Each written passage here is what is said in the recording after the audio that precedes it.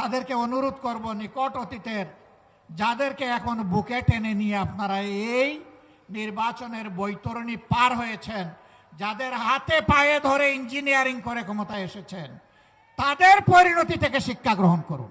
একজন সাবেক সরকার, এই ইন্টারিম গভর্নমেন্টের একজন উপদেষ্টা, তিনি বলেছেন আমরা ওদেরকে মেইন স্ট্রিম হতে দেইনি, ওরা পাওয়ার কথা ছিল 168, আমরা এদেরকে নামিয়ে এনেছি 68-তে। এদেশ বাংলাদেশের জনগণের।